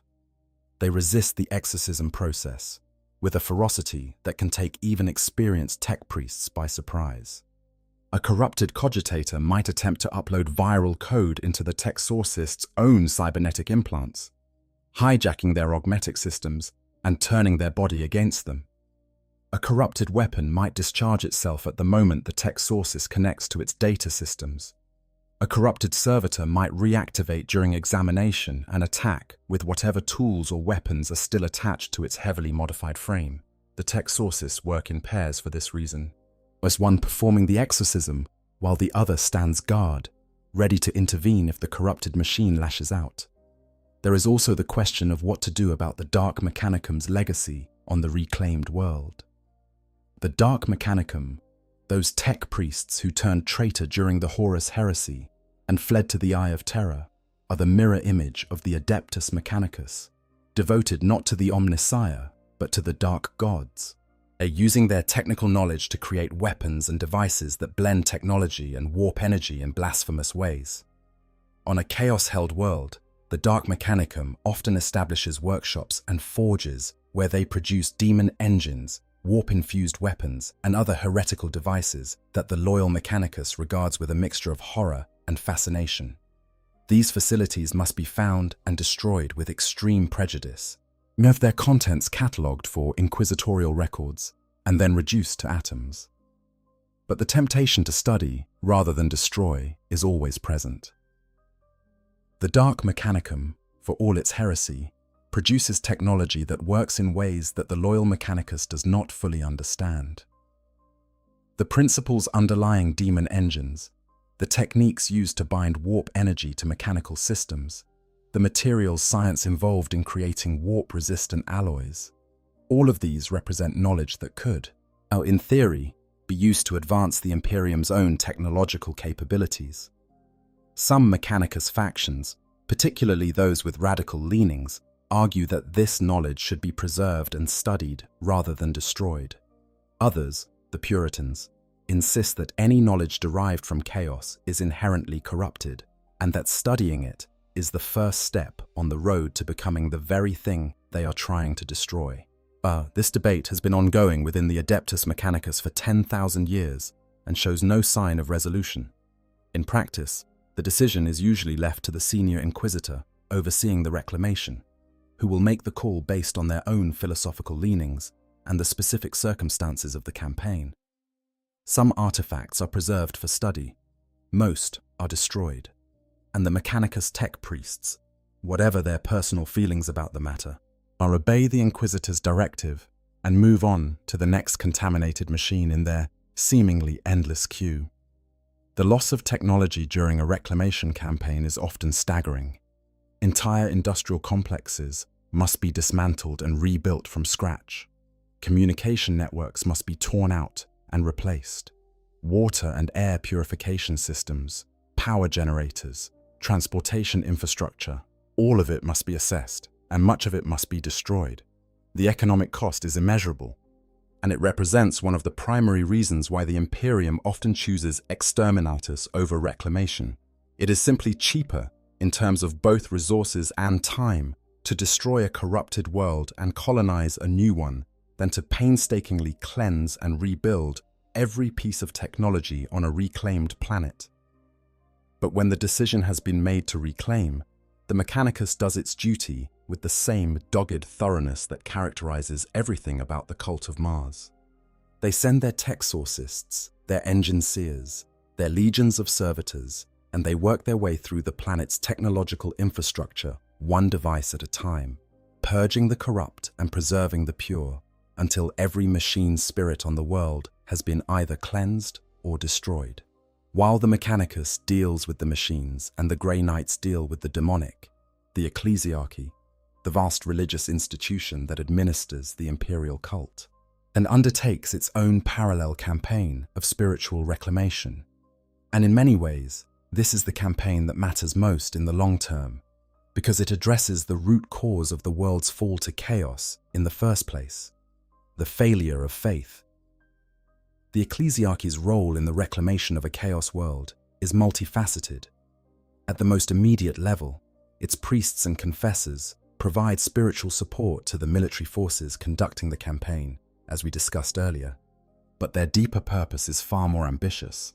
They are there to rebuild the spiritual infrastructure of the world from the ground up, replacing the heretical worship of the dark gods with the proper veneration of the God Emperor of mankind. This begins with the physical reclamation of sacred spaces. Every cathedral, every chapel, every shrine, every roadside prayer niche that was defiled by the forces of chaos must be cleansed and reconsecrated. This is not merely a matter of removing the chaos symbols and putting up new imperial iconography, though that is certainly part of it. The reconsecration of a sacred space is a lengthy and elaborate ritual involving hundreds of participants, from the most senior cardinals to the lowliest acolytes. The sheer number of sacred spaces that require reconsecration on a typical imperial world is staggering. Even a relatively minor planet will have thousands of churches, chapels, and shrines dedicated to the emperor and the imperial saints. A major shrine world might have tens of thousands. Every single one of them must be individually assessed, cleansed, and reconsecrated, a logistical challenge that stretches the ecclesiarchy's resources to their limits and beyond. The ecclesiarchy typically addresses this by deploying its forces in waves. The first wave focuses on the most significant sites, the major cathedrals and the most holy shrines, and whose reconsecration has the greatest symbolic and spiritual impact. Subsequent waves work their way through the smaller sites, methodically restoring the spiritual infrastructure of the world from the top down. The building is first subjected to a thorough physical cleaning, with every surface scrubbed and every piece of chaos-tainted decoration destroyed. This cleaning is not merely cosmetic. On a chaos-corrupted world, the very materials of the building may have absorbed warp energy, and the cleaning process includes the application of sanctified cleansers, essentially holy water mixed with specific chemical compounds developed by the Adeptus Mechanicus, designed to neutralize psychic contamination at the molecular level. The walls are scrubbed, the floors are scoured, and in severe cases, the surface layers of stone or metal are physically ground away and replaced, ensuring that no trace of the corruption remains embedded in the structure itself. And then the ecclesiarchy's craftsmen move in, restoring or replacing the imperial iconography, installing new altars and reliquaries, and preparing the space for the consecration ceremony itself. These craftsmen are not ordinary artisans. They are members of the ecclesiarchy's orders famulus and orders dialogus, trained not only in the creation of beautiful religious art, but in the specific symbolic and spiritual properties of the materials they use. The gold leaf applied to a restored altar is not merely decorative. It has been blessed by a specific series of rituals that imbue it with a faint but measurable psychic resonance that repels warp energy. The stained glass windows that replace the shattered originals are not merely beautiful. They are designed according to ancient patterns that, when illuminated by sunlight, project specific frequencies of light that interfere with the manifestation of demonic entities. Every detail of the restoration serves both an aesthetic and a spiritual purpose, each element working in concert with the others to create an environment that is actively hostile to the influence of chaos. The consecration is presided over by the most senior ecclesiarchy official available, ideally a cardinal or an archbishop, though in the chaos of a reclamation campaign, a senior confessor may have to suffice. The ceremony involves the recitation of ancient prayers, the anointing of the building's walls and foundations with sacred oils, the installation of holy relics, and the lighting of blessed candles that will burn continuously as a symbol of the emperor's eternal vigilance. The entire process can take days for a major cathedral and generates a palpable aura of spiritual power that is said to make the very air feel cleaner. But reconsecrating buildings is only the beginning. The deeper challenge is reconsecrating the people, and the re-education programs administered to those deemed conditionally salvageable are largely the ecclesiarchy's responsibility, and they are among the most intensive religious instruction programs in the entire Imperium.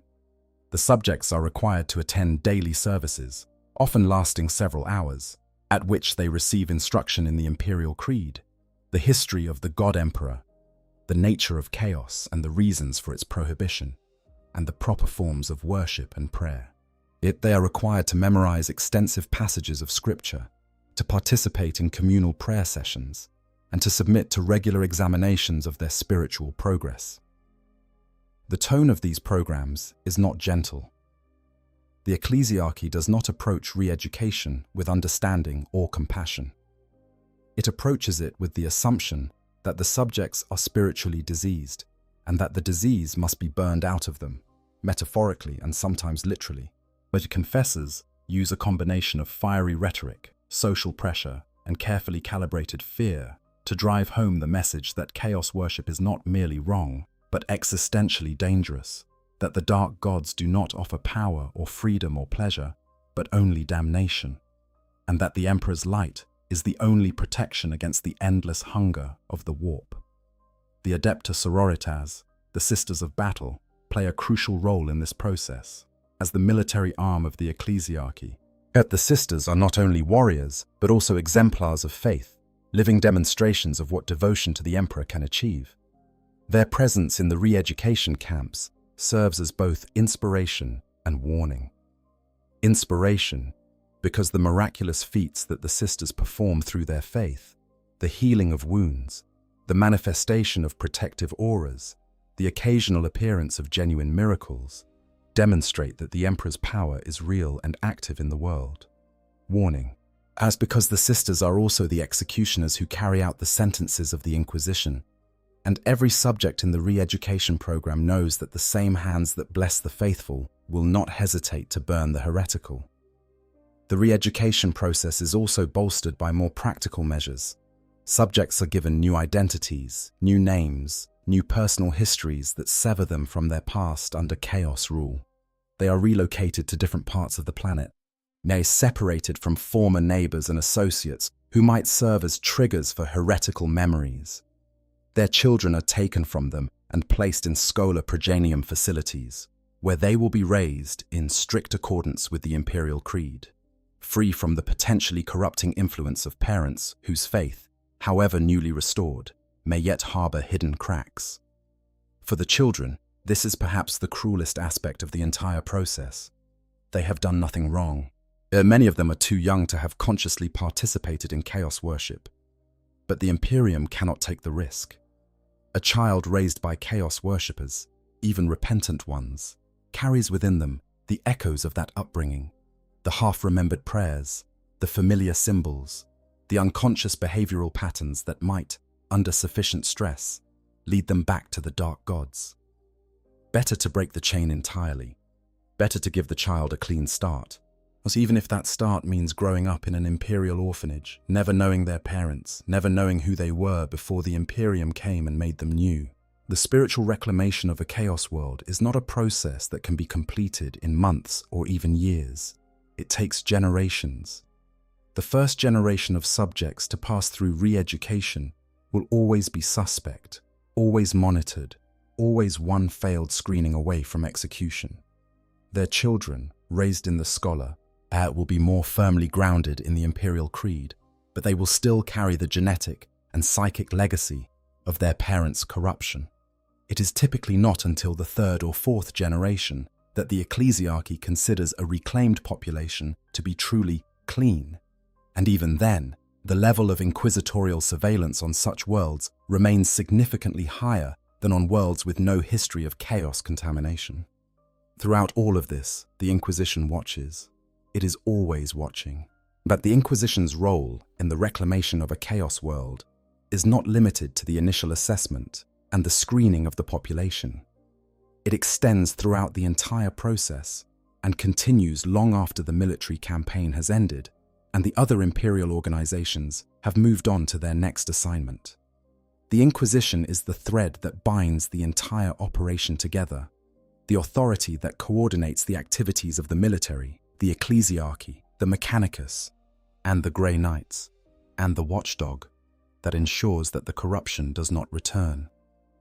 During the active phase of the reclamation, the Inquisition's primary concern is ensuring that the purge is thorough. Inquisitors conduct their own investigations in parallel with the mass screenings, targeting individuals and groups that may have been missed by the broader process. They infiltrate the re-education camps, posing as fellow subjects to identify those who are merely going through the motions of conversion without genuine repentance.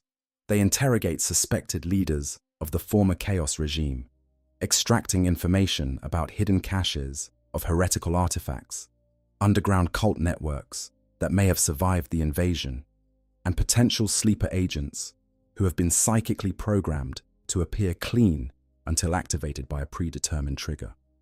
The Inquisition also deals with the most sensitive and dangerous aspects of the reclamation, the things that cannot be entrusted to any other organization. The recovery and destruction of Chaos artifacts is a prime example. During the Chaos occupation, the ruling powers will inevitably have acquired or created objects imbued with warp energy, demonic weapons, cursed relics, tomes of forbidden lore, ritual implements used in the summoning and binding of demons. These objects must be found and dealt with, and dealing with them requires a level of expertise and resistance to corruption that only the most experienced inquisitors possess. Some artifacts are destroyed on sight, their warp energy dispersed through rituals of unbinding performed by inquisitors or their retinues. Others, particularly those deemed too powerful or too valuable to destroy, are sealed in null boxes, the containers lined with psychic dampening materials that prevent the artifact's influence from reaching the outside world, and shipped to secure inquisitorial vaults for study. The transportation of such objects is itself an operation fraught with danger, as the artifacts often resist containment and attempt to corrupt their handlers during transit. The Inquisition also manages the flow of information about the reclamation, the details of what happened on the Chaos world, yet the nature and extent of the corruption, the methods used to purge it, the number of people executed, are all classified at the highest levels. The general population of the Imperium is told only that a world was liberated from heretical forces and restored to the Emperor's light. They are not told about the camps, the screenings, the mass executions, the years-long re-education programs, the generation-spanning surveillance. They are not told because such knowledge is deemed dangerous, yet because knowing the full truth about chaos and the Imperium's methods of combating it could itself become a vector for corruption. This information management extends even to the military forces that participated in the campaign. Imperial Guard regiments that fought on a Chaos world are subjected to extensive debriefing and psychological screening before they are released back into the general military population. Those who witnessed particularly sensitive operations, such as Grey Knights deployments or major demonic incursions, may be subjected to memory wipes or, in extreme cases, permanent quarantine. An entire regiment might be disbanded and its members dispersed to different units across the Imperium, ensuring that no concentration of individuals with detailed knowledge of the corruption can form a potential seed for its resurgence. But the practice of memory wiping soldiers who have fought against chaos is one of the Imperium's most controversial internal policies, debated intensely within the circles of the Inquisition, but rarely, if ever, discussed publicly. The argument in favor is straightforward. Knowledge of the true nature of chaos, of demons, of the warp, is itself a form of corruption. A soldier who has seen a greater demon manifest in the midst of a battlefield carries that image with them forever. And the psychological weight of that knowledge can, over time, create cracks in even the strongest faith. Through those cracks, the warp can seep, planting seeds of doubt, fascination, or despair that may eventually blossom into full-blown heresy. Better to erase the knowledge entirely, replacing the traumatic memories with sanitized versions that preserve the soldier's combat experience without retaining the dangerous specifics of what they fought against. The argument against is equally compelling, though it is made less frequently and less openly. Memory wipes are not a precise science. The process, carried out by sanctioned psychers under inquisitorial supervision, involves the selective suppression of specific memories while preserving the broader cognitive framework that the subject needs to function. But the brain is not a filing cabinet. Memories are interconnected, woven into the fabric of identity, in ways that cannot be fully mapped or predicted. Removing one set of memories can destabilize others, leading to personality changes, cognitive impairment, emotional instability, and in some cases, a perverse fascination with the very gaps in their memory that the mind wipe created. Some subjects become obsessed with the feeling that something important has been taken from them, and this obsession can itself become a vector for corruption, as the warp offers to restore what the Imperium has removed. The Inquisition also maintains a network of long-term monitoring stations on reclaimed worlds, staffed by agents who pose as ordinary citizens, while covertly observing the population for signs of heretical resurgence. These agents can spend years or even decades embedded in a community, building relationships, establishing trust, and all the while watching for the telltale signs that the corruption is returning. As a neighbor who begins to miss prayer services without explanation, a merchant whose business suddenly prospers in ways that defy market conditions, a child who draws strange symbols that no one taught them. These are the early warning signs that the Inquisition has learned to recognize through centuries of bitter experience, and when they are detected, the response is immediate and overwhelming. The monitoring extends to the planet's psychic environment as well. Our astropaths stationed on reclaimed worlds maintain a continuous watch on the local immaterium, measuring the strength and stability of the barrier between real space and the warp. Any fluctuation, any thinning, any suggestion that the barrier is weakening triggers a series of escalating responses that can range from increased inquisitorial surveillance to the deployment of Grey Knights for a secondary consecration campaign. The fear is always the same, and that the corruption has not been truly eliminated, but merely suppressed, driven underground into the deep psychic substrate of the world itself, waiting for the right conditions to resurface. And sometimes, that fear is justified. The history of the Imperium is littered with examples of worlds that were reclaimed from chaos, purged, reconsecrated, and repopulated, only to fall again decades or centuries later. The corruption had survived in some form, in the genetic memory of a mutant bloodline that escaped detection, in the psychic resonance of a site that was not thoroughly enough cleansed, in an artifact that was missed during the search, hidden in a wall cavity or buried beneath a foundation, radiating its malign influence into the dreams of those who lived above it. These second falls are often worse than the first, because the population has developed a cultural memory of the purge that came before, and the fear of another purge can drive people to hide signs of corruption rather than report them, allowing the infection to spread unchecked until it is too far advanced to be contained by anything less than a second full-scale military intervention. The cycle is vicious and, in many cases, seemingly unbreakable. The Imperium reclaims a world, the world falls again. The Imperium reclaims it again, the world falls again. Each cycle is more costly than the last, each reclamation more difficult, as each purge more extensive, until eventually the calculus shifts and the world is deemed no longer worth saving. The exterminatus order is signed, the navy moves into position, and the planet that was fought for, bled for, purged and rebuilt, and fought for again, is finally destroyed. Its people, its history, its potential, all reduced to ash and memory. One more dead world in a galaxy that is slowly drowning in them. This is perhaps the most sobering aspect of the Imperium's war against chaos. It is not a war that can be won, not in any permanent sense. Chaos is not an army that can be defeated on the battlefield and forced to surrender. It is a fundamental property of the universe, as intrinsic to the fabric of reality as gravity or electromagnetism. It exists because sentient beings exist, because thought and emotion generate psychic energy, and because that psychic energy, when it accumulates in sufficient quantities, takes on a life and a will of its own.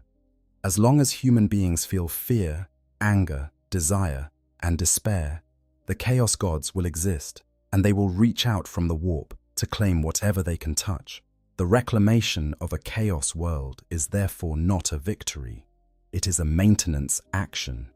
It is the repair of a dam that is always leaking, the patching of a hull that is always taking fire, the treatment of a disease for which there is no cure, only management. The Imperium knows this in the cold, but pragmatic way that it knows everything. And it does the work anyway, because the only alternative is to stop, and to stop is to die. The harshness of these measures is difficult to overstate, and it raises an uncomfortable question that the Imperium prefers not to confront directly. In its zeal to destroy chaos, does the Imperium become something indistinguishable from the thing it fights? The camps, the screenings, the executions, the memory wipes, the children torn from their parents. And are these the actions of a righteous civilization defending itself against an existential threat? Or are they the actions of a totalitarian nightmare that uses the threat of chaos to justify any atrocity? The answer, of course, is yes, both. The Imperium is both the defender and the oppressor, the savior and the executioner, and it is precisely this duality that makes it such a compelling and disturbing creation. But the Imperium would argue, and not without some justification, that the alternative is worse. A chaos world left unchecked does not simply remain a local problem. It becomes a source of corruption that spreads outward, infecting neighboring systems, providing a staging ground for chaos warbands, weakening the barrier between real space and the immaterium across an ever-widening area. The purge, however horrible, prevents something even more horrible.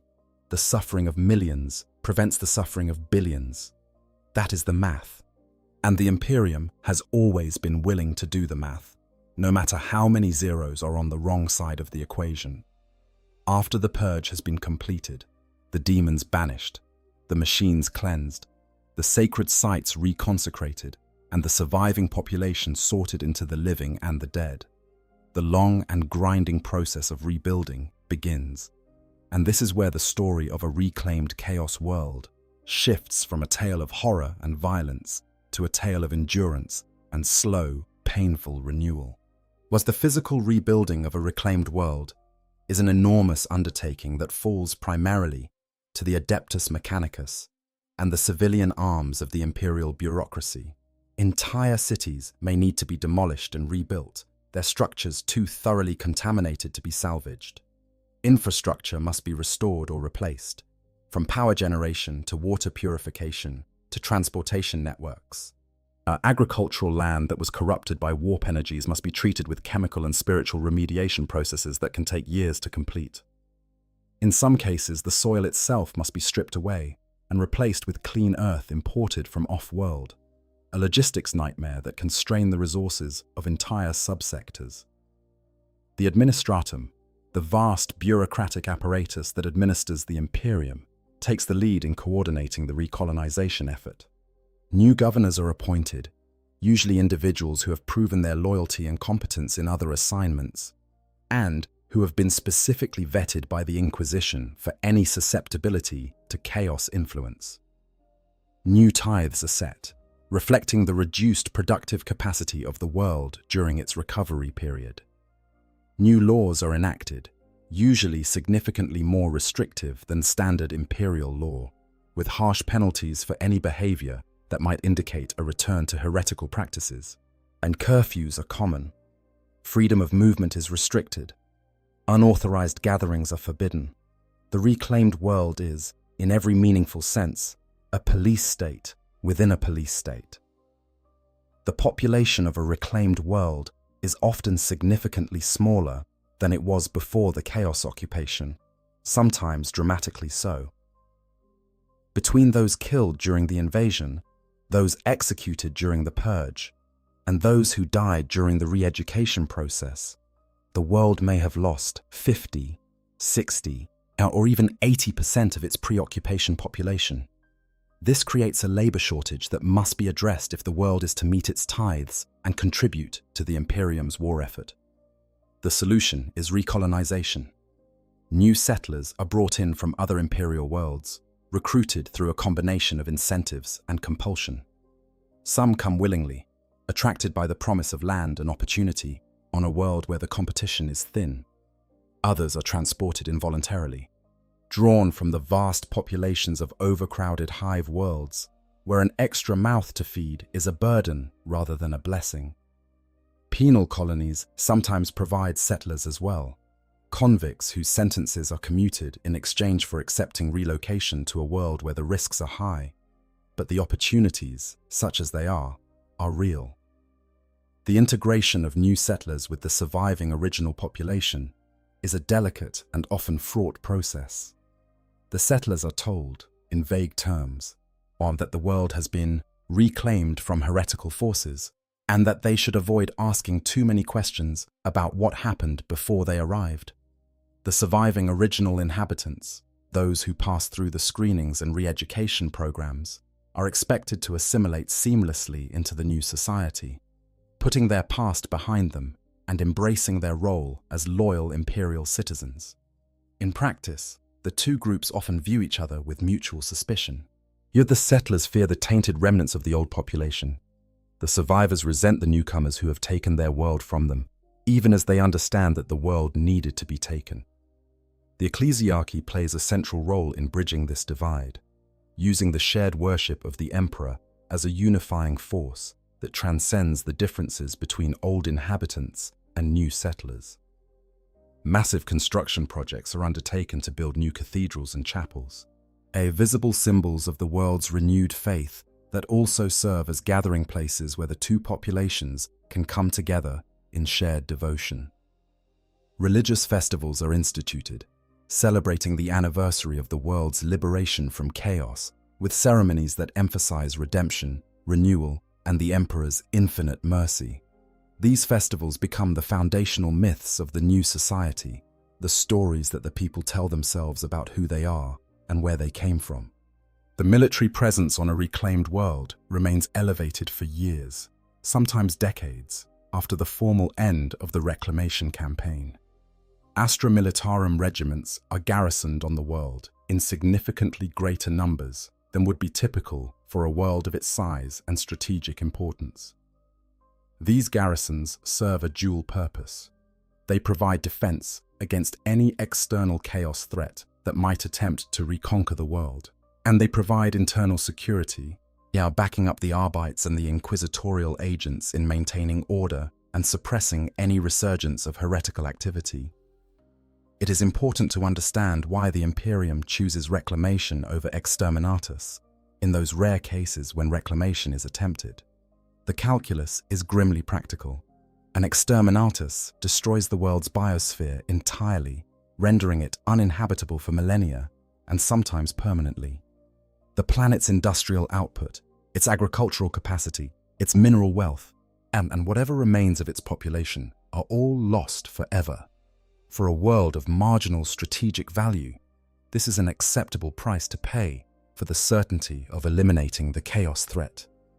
But for worlds of significant value, worlds that occupy critical positions on trade routes or near-warp transit corridors, worlds that possess rare mineral deposits or irreplaceable manufacturing capabilities, worlds that feed or supply entire subsectors, the permanent loss is simply too costly. Now consider the case of Armageddon. This world has been invaded multiple times, not by chaos, but by orcs and demons alike, including the devastating incursion led by the demon Primarch Angron during the First War for Armageddon. In the aftermath of that conflict, the Grey Knights were instrumental in banishing Angron and his demonic horde back to the warp, and the planet was subjected to a massive purge of its surviving population to prevent the spread of knowledge about the demonic incursion. Whilst the planet was deemed too valuable to destroy, its hive cities too productive, its strategic position too critical to abandon. And so the Imperium chose the harder path, purging and rebuilding rather than destroying and moving on. This same logic applies to the reclamation of chaos worlds, amplified by the additional complication that chaos corruption is not a one-time event, but an ongoing threat. A world that has been exterminated is gone forever, but the strategic gap it leaves can be partially filled by diverting resources from other worlds or by colonizing a nearby planet.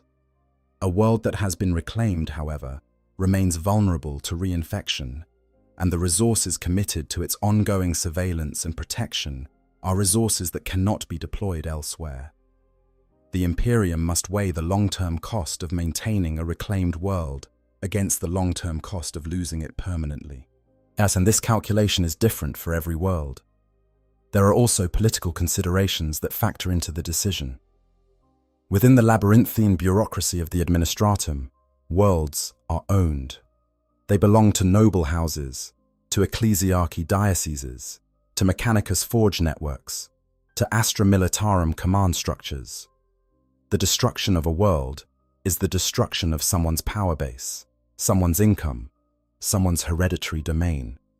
These interests exert pressure, sometimes considerable pressure, on the decision-making process, lobbying for reclamation, even when the cold logic of strategic calculus might favor destruction. The politics of the Imperium are as Byzantine as its bureaucracy, and the fate of entire worlds can hang on the outcome of power struggles fought in the corridors of distant capitals. There is also the matter of the Cadian Gate, the region around the Eye of Terror, where the warp and real space overlap most dangerously, as has always been the front line of the Imperium's war against chaos. The worlds in this region are under constant threat of invasion and corruption, and the Imperium has invested enormous resources in defending them. When one of these worlds falls, the pressure to reclaim it is immense, because every world lost to chaos in this region weakens the barrier that protects the rest of the Imperium from the horrors of the Eye. Yet the fall of Cadia itself during Abaddon's 13th Black Crusade was the most catastrophic loss the Imperium has suffered in this regard. And the consequences, the opening of the Great Rift, the division of the Imperium into the sunlit Imperium Sanctus and the shadow-shrouded Imperium Nihilus, have been felt across the entire galaxy. In the wake of the Great Rift's opening, the need for reclamation has become more acute than ever. Hundreds of worlds that were formerly stable have been corrupted by the unleashed warp energies that the Great Rift continually pours into real space. The Indomitus Crusade, launched by the returned Primarch Robut Guilliman, has made the reclamation of these worlds one of its primary objectives. Crusade fleets move from system to system, evaluating the status of each world they encounter, and either liberating, purging, or destroying them, according to the severity of the corruption found. It is a campaign of staggering scope, encompassing thousands of worlds across thousands of light years, and it is far from complete. Guilliman himself has expressed the hope that some of the most heavily corrupted worlds can be saved. During the Plague Wars, when the forces of Nurgle invaded the realm of Ultramar itself, the Primarch fought to prevent the garden world of Iax from falling completely into Nurgle's domain. Though the world was terribly scarred by the conflict, are corrupted to a degree that would have warranted exterminatus under normal circumstances, Guilliman insisted on attempting a reclamation, driven by his personal connection to Ultramar and his belief that the Imperium must hold every world it can if it is to survive the challenges of this darkest of ages. The reclamation of Iax, still ongoing at the time of the most recent records, represents something of a test case for the Imperium. If Guilliman's approach succeeds, if a world so deeply touched by Nurgle's corruption can be restored to something approaching normalcy, it could provide a template for the reclamation of other corrupted worlds across the galaxy. If it fails, it will stand as a cautionary tale about the limits of even a Primarch's will when pitted against the infinite malice of the Chaos Gods. Slowly, painfully, over the course of decades and generations, the reclaimed world begins to heal. The physical scars of the invasion are repaired. The spiritual wounds of the corruption are addressed, if never fully healed. The population grows, both through natural increase and continued immigration. The world begins to produce goods, to pay its tithes, to contribute to the Imperium's war machine. It becomes, gradually and incompletely, a normal imperial world again. But the scars never fully fade. A world that has been touched by chaos carries that mark forever, in its records, in its psychic signature, Mars in the collective memory of its people. The Inquisition never stops watching. The screening programs continue, generation after generation, looking for signs that the corruption has survived in dormant form, hiding in the genetic memory of the population, waiting for the right moment to resurface. And sometimes, despite everything, despite the purge and the re-education and the consecration and the centuries of vigilance, the corruption does return. A cult springs up in a forgotten corner of a city. A mutant child is born to parents 3 generations removed from the original chaos occupation. A factory worker begins to hear whispers in the noise of their machines. When this happens, the response is swift and merciless. The Inquisition descends, the guilty are found and punished, and the apparatus of purification is activated once again. It is a cycle that may never truly end. It's not as long as the warp exists, and human beings remain susceptible to its temptations. The reclamation of a chaos world is not a victory in any permanent sense. It is a holding action, a temporary reversal of entropy, a brief moment of order imposed upon the fundamental disorder of a universe that seems designed, at the most basic level, to produce suffering. And yet the Imperium keeps doing it. World after world, century after century, millennium after millennium, as the Imperium of man sends its soldiers and its priests and its tech priests and its inquisitors to reclaim what has been lost to the darkness. Not because the task is easy, but I hope you guys enjoyed the story. Make sure to hit the subscribe, like, share button, whatever you want. Give me some feedback if there's any. And yeah, sleep well.